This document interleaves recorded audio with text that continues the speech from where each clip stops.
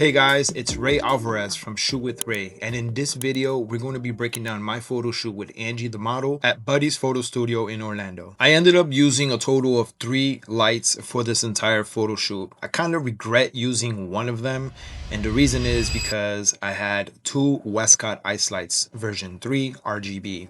One of them was in the back, and that one was set to blue, so that way I can have some blue light spill onto the backdrop to kind of separate Angie from the background. Now, without these lights, the room was kind of boring a little bit, and I felt like I wanted to just change the mood a little bit, add a little bit of more color and vibrancy to the entire set. And then after that, I ended up using another IceLight RGB in the front towards Angie's left, camera right, and I turned this one into red. And in some of these photos, you'll see where the red kind of looks okay. I personally didn't really like it. You guys tell me in the comments if you prefer it with the red or if you prefer it without the red. But after that, I realized that I didn't like it. So I shot some of it with the red and then I shot some of it without. Now, if you guys noticed that I spoke about the ice lights first, which were my secondary and my third light, not necessarily my main light. And the reason I do that is because whenever I'm doing any photo shoots and I'm building lights and building sets, I always work backwards. I like to add the secondary light or the third light first, take a few example shots, and then see what I'm working with.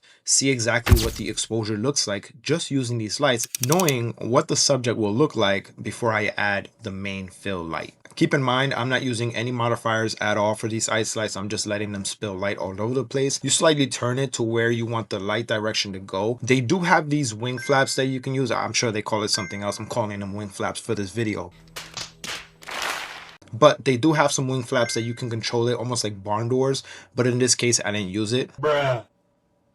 However, they are very, very beneficial whenever you want to create light and control the spill of light coming off of the ice lights. Now let's talk about the main lighting, which is the Westcott FJ250.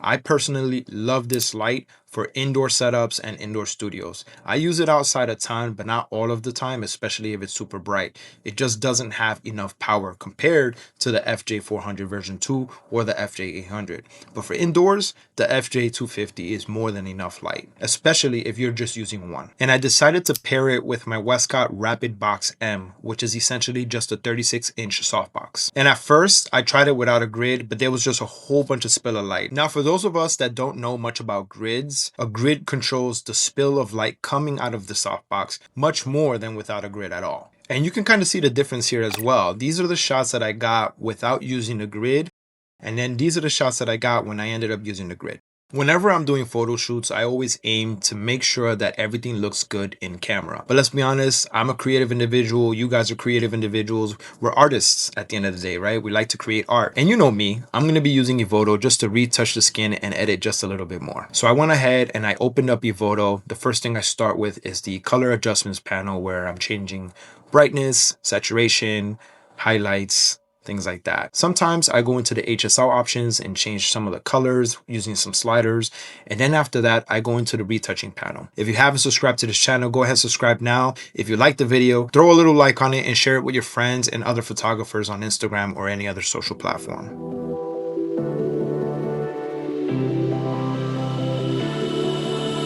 Keep in mind not to go crazy with the sliders while you're editing. Don't go all the way to 100. Kind of test it out, what it looks like at 10, 50%, or at 100%. Just make sure you don't get carried away because that can very easily happen. Trust me, I'm guilty of that. I like to look at the before and after a lot to see where the changes are, if I did any dramatic editing that I need to kind of tone down a little bit, and of course just to see the overall final retouching. The cool thing about Evoto is that I can sync this exact same preset by either syncing all of the images together with the same edit, or I can save it as a preset and use it for any other edits in the future. I also love the fact that I can mask the subject or mask the background to differentiate on the brightness either on the background or on the subject, just like this.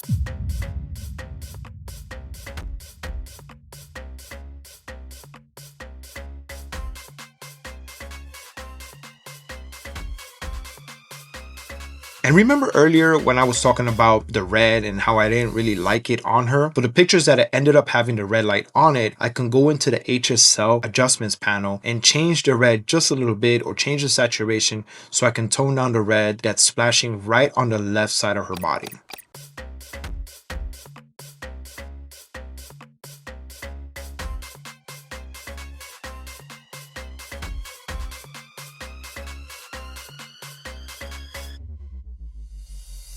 Now, it's not going to remove all of it, but you do have the option to kind of tweak it a little bit. All in all, these are the images that I created with Angie at Buddy's Photo Studio.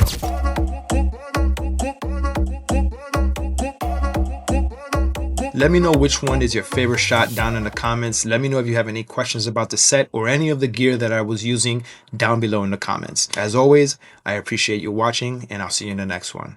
And here's another video that I think you might like.